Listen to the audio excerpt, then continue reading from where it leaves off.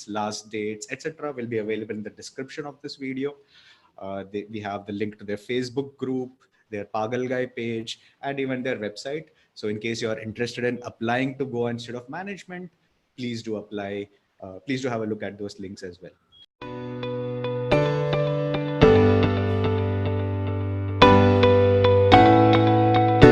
Admissions are divided into two parts. One is an achievers round, one is the regular round. The achiever round applications close on 15th of December. Please do check out on all those dates. They will be available in the description of this video.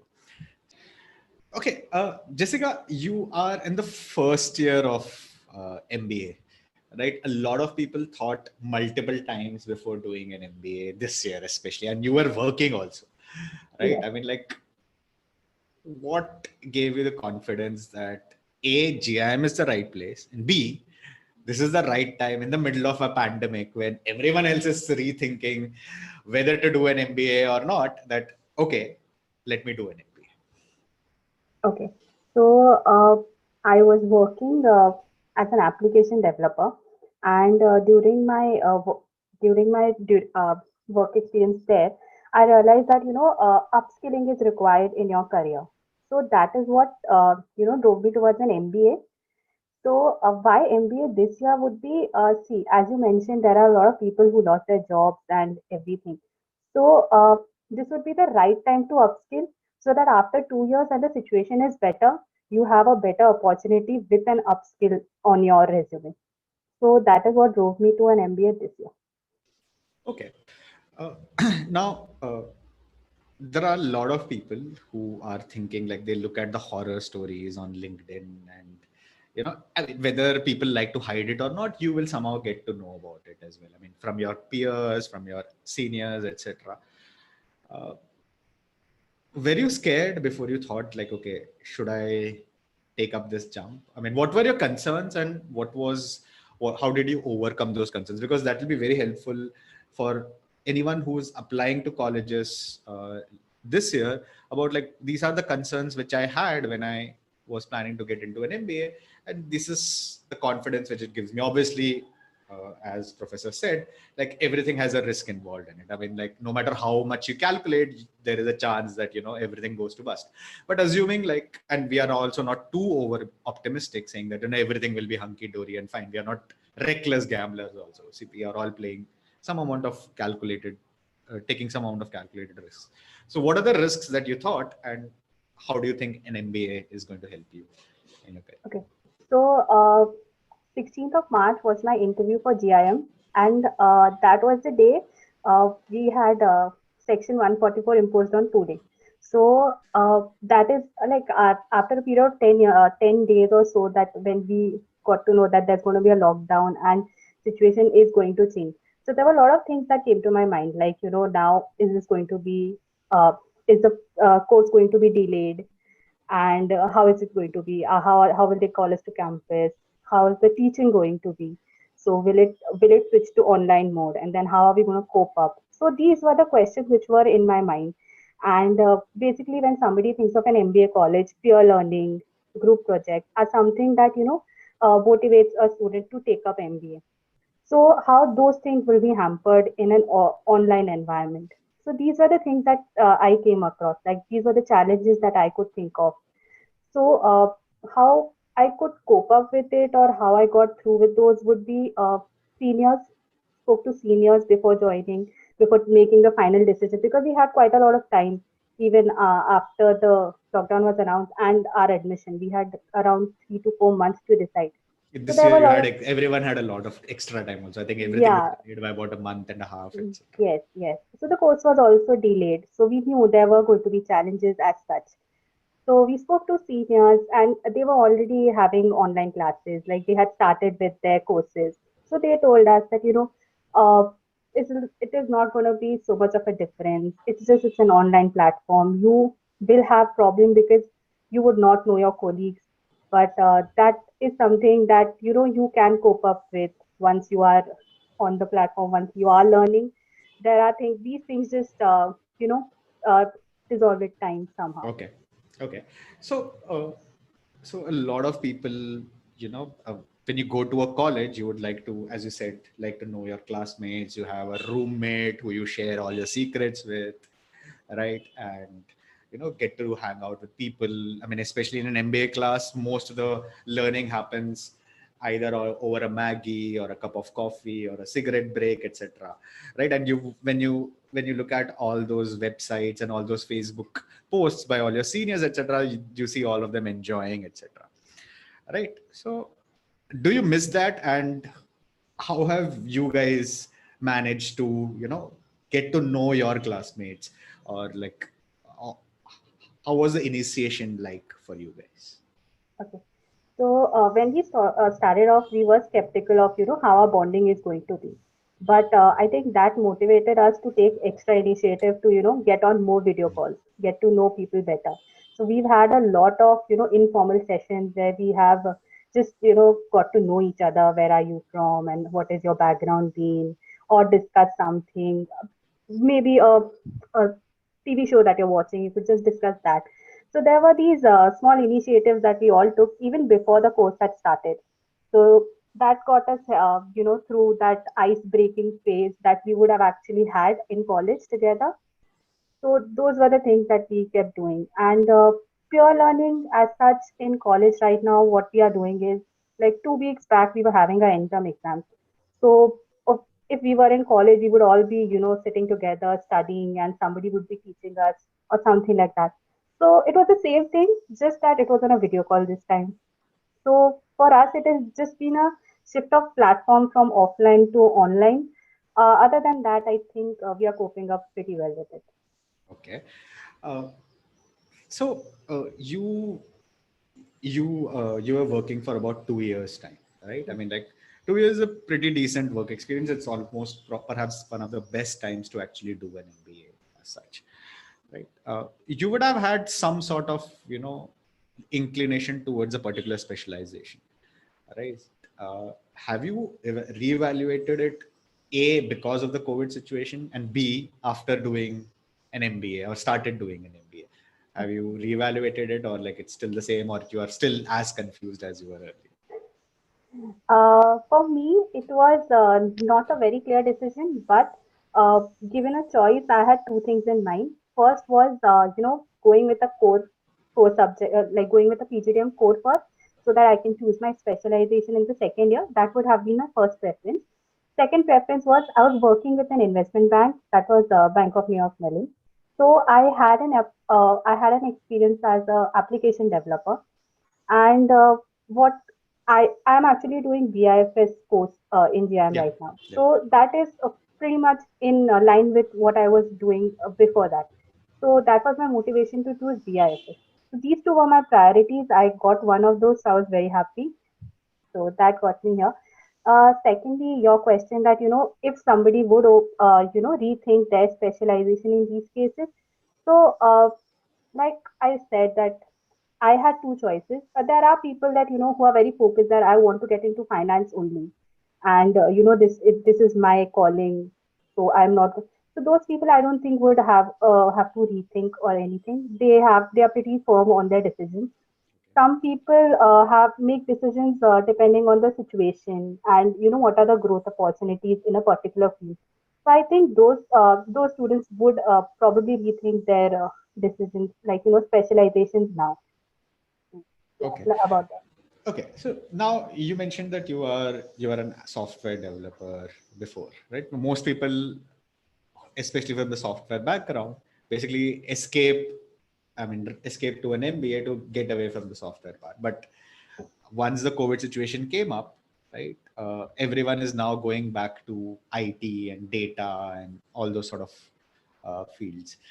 Do you think like, okay, I have to go back to IT again, or like you are pretty clear that okay, while IT, I don't hate IT, but now I'll probably get a better sort of a role even in my former company, or a similar sort of or a better sort of a role in a similar company as such.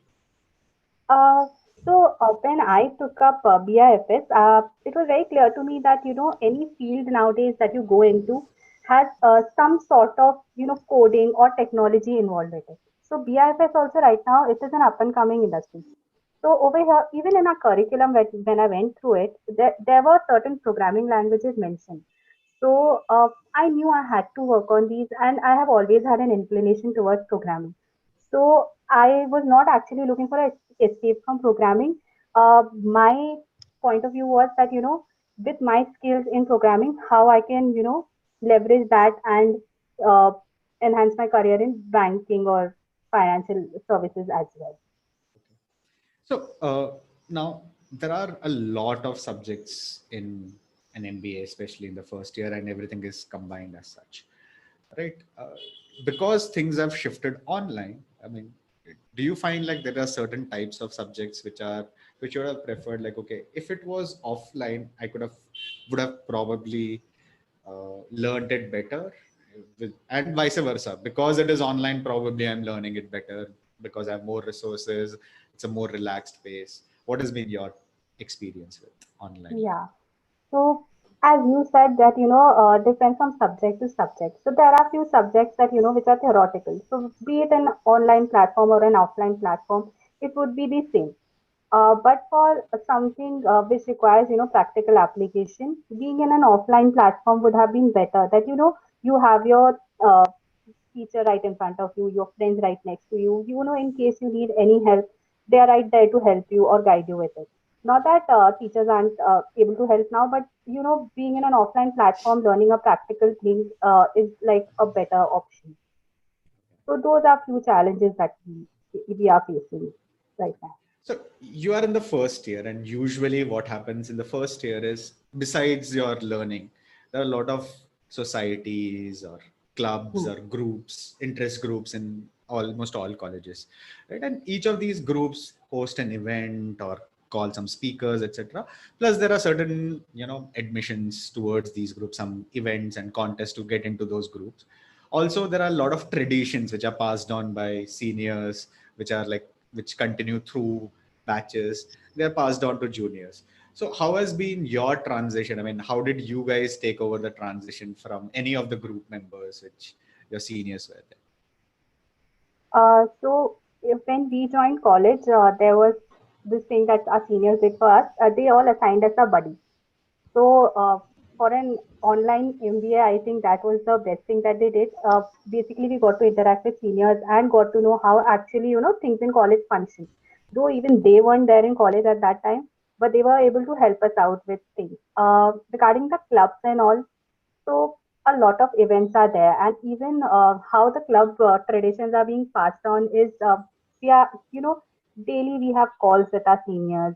We don't only discuss work, we also discuss, what are the challenges they had to go through, and they teach us that we face these issues. These are the things you can keep in mind. So there are a lot of learnings that we get from them. So probably online, but I think the processes are still the same with all the clubs. Okay.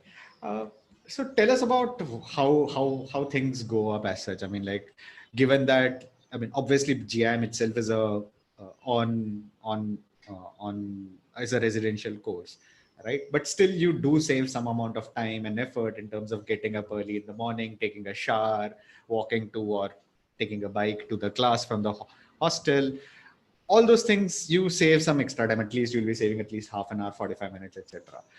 Right? A, it's pretty painful because there is nobody over there. But B, at the same time, how are you guys using this extra time as such? I mean, like, what is there on your WhatsApp groups, etc.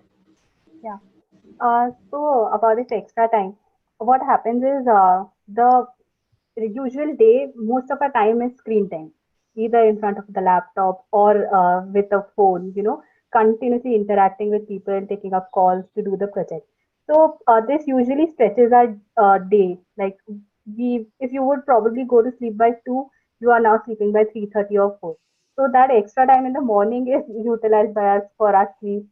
So that is how we are coping up. Like where we can extend in the online, like in the meetings and something, and then during the classes when we do not have to get up, get ready, and then get to class, we can save that. Like we can save that time for sleep.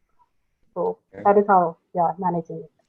One of the traditional parts of an MBA is that there are a lot of I mean, there are a lot of love stories on campus as such, right? Have you seen some love stories online as such? I mean, like, which has happened in your batch or in your, have you heard anything which is going?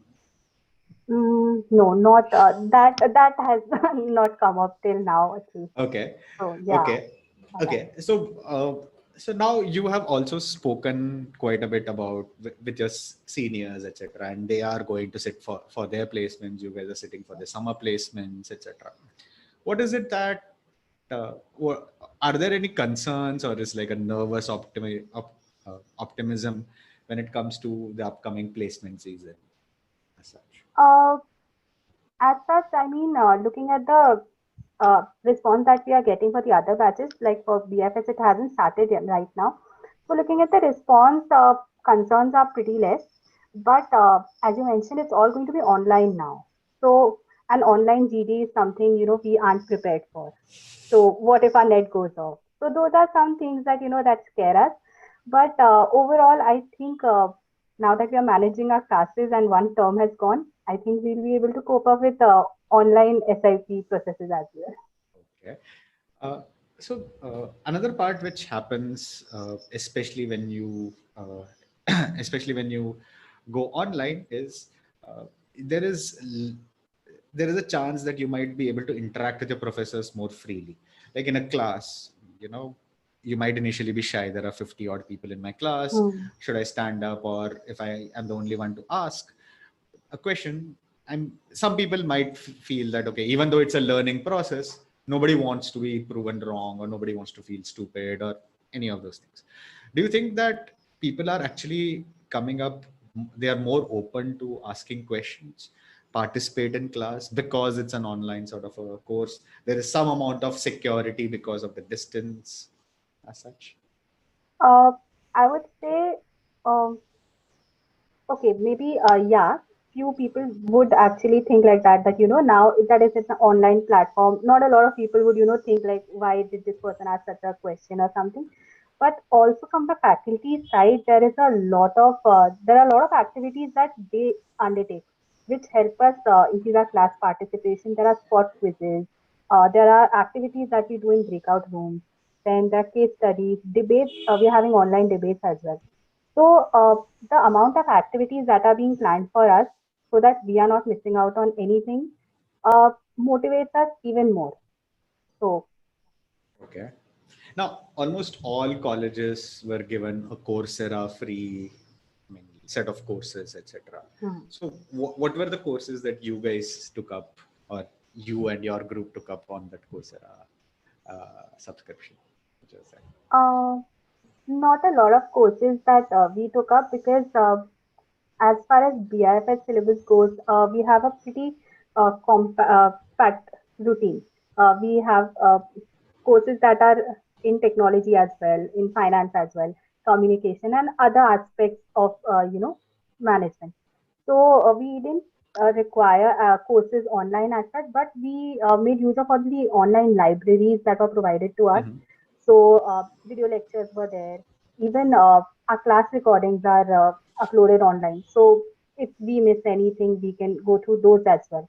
So we mostly have used online like libraries more than the courses, I would say. Okay. Now, your first interaction with GIM was during the interview, right? You would have Yeah. appeared for an interview as such. So, when you see the same professor on campus right now, do you think that does that professor A remember you, and B, like, I mean, is that professor the same in the interview versus what he is on campus, So for or he or me, she? Yeah.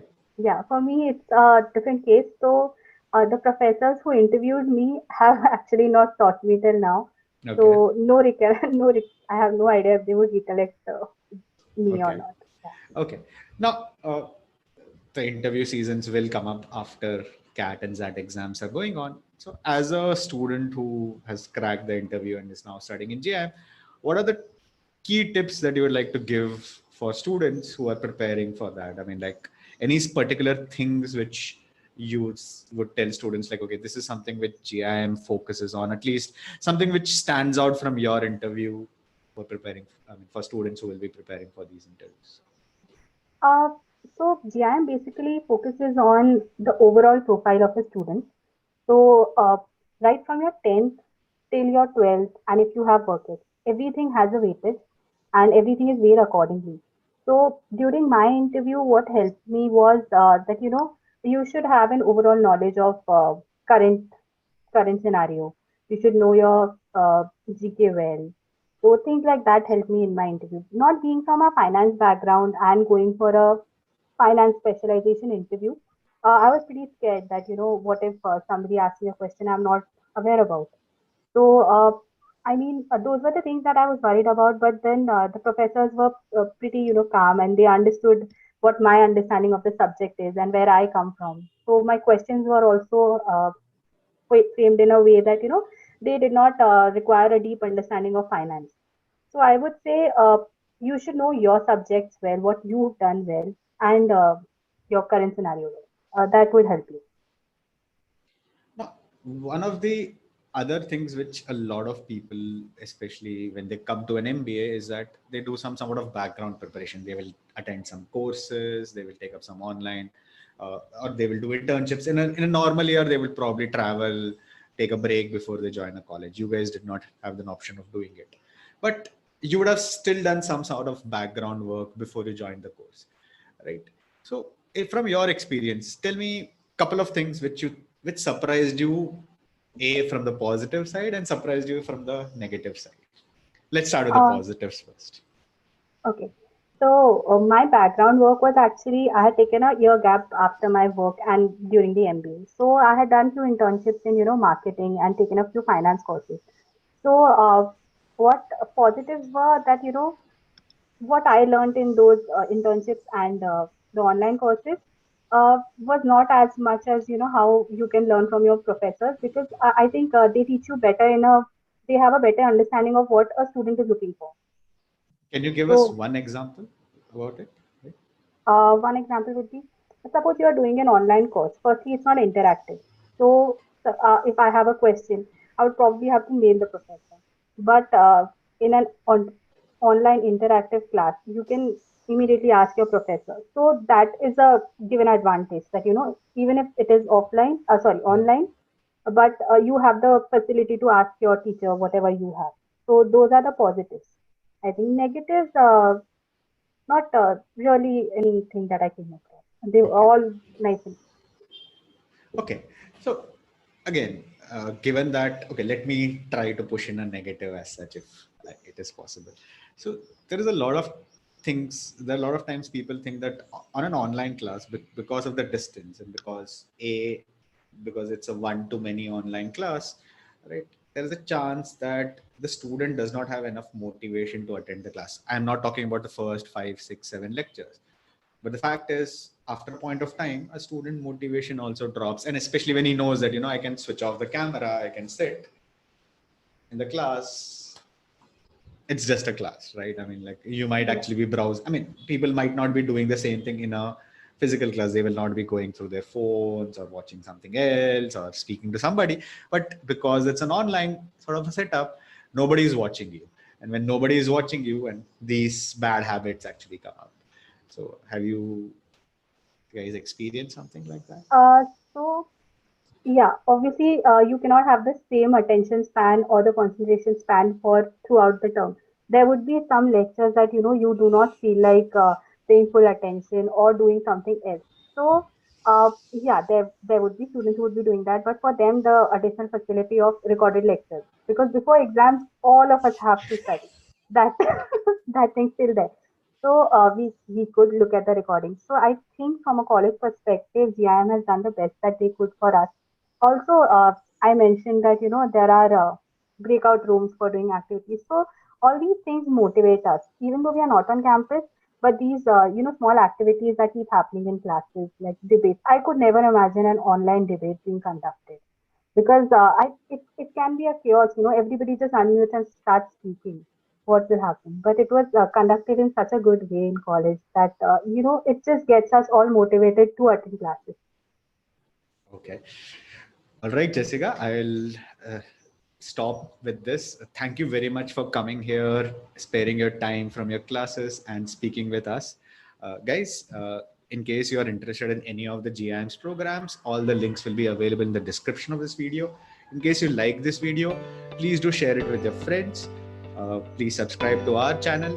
Links to GIM's social media pages will also be available in the description of this video. My name is Vivek and you are watching MBA Prep. Goodbye and all the best.